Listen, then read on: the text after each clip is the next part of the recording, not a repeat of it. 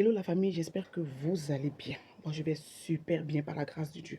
Alors, nous avons tous vu une vidéo du pasteur Marcelo qui circule en ce moment. Dans cette vidéo-là, il dit comme ça que il ne va pas rester longtemps dans le célibat. En tout cas, il nous fait part de son remariage pour qu'on puisse être prêt. Pour que lorsqu'on verra ça comme ça sur les réseaux sociaux, là, on ne s'étonne pas parce que il a déjà dit. Il nous a déjà informé. Et il y a plein de personnes qui se plaignent du fait que ça fait seulement que 2, 3 mois que Maman Blanche a été enterrée. Hein, qui devait encore faire son deuil avant de faire sortir ses propos. Moi, je vais donner mon avis. Il y a beaucoup de personnes qui se demandent est-ce que c'est normal, ceci.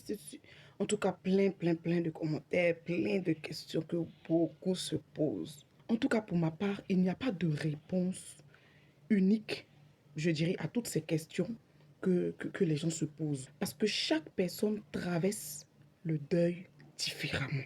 Pour certains, le désir de se remettre en couple rapidement peut être une façon de chercher du réconfort ou de reconstruire leur vie après une perte.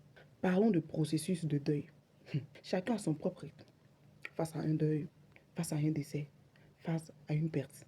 3 mois peuvent être un délai trop court pour certains, tandis que pour d'autres personnes, cela peut sembler approprié. Ça veut dire que cela peut sembler normal, quoi, que la personne puisse refaire sa vie. Donc, je préfère même qu'on ne juge pas, parce que le pasteur pourrait ressentir un besoin de réconfort et de compagnie. Et cela peut influencer cette décision. Donc, ne jugeons pas. Parce qu'il y a d'autres qui disent non, que s'il parle de remariage maintenant, ça veut dire que pendant que Maman Blanche était là, il y a quelqu'un d'autre, il y a une autre femme qui était là. Parler de remariage, ça ne veut pas dire que demain en même temps je me marie. Ou demain en même temps le pasteur va se marier. Faisons preuve de sagesse, en tout cas quand nous sommes sur les réseaux sociaux. Ça peut sembler être vraiment bizarre, c'est vrai. Mais on ne sait pas ce que l'homme de Dieu lui-même y ressent. On ne sait pas ce qu'il ressent. Ce n'est pas nous qui sommes en train de faire ce deuil-là. Si vous-même vous voyez le pasteur Marcelo dans les coins avec une autre femme, pendant qu'il n'a pas encore annoncé, si vous le voyez, c'est pour dire que, oh, on l'a vu, hein, il est en train de pécher, il est en train de faire ceci, il est en train de faire cela. C'est justement pour ne pas faire ça, là, qu'il a dit qu'il ne va pas rester dans le célibat. Parce qu'il ne veut pas faire ça hors mariage. Il ne veut pas faire ça hors mariage parce qu'on se connaît ici.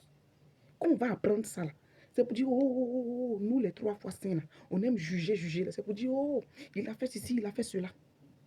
Donc, Abi, c'est mieux de ne pas juger. Tu as entendu, tu as vu ça comme ça, là, laisse. C'est un homme de Dieu, tu ne sais pas.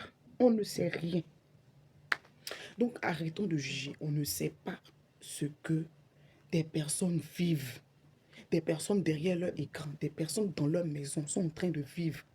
Et puis nous, à cause de ce qu'on a entendu là, on va se permettre de dire, de faire sortir des choses de nos bouches qui ne sont vraiment pas agréables.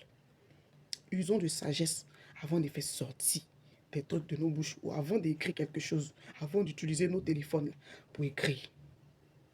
Je préfère. Voici ma part. Voici ce que moi je voulais dire. Que le Seigneur fortifie son serviteur.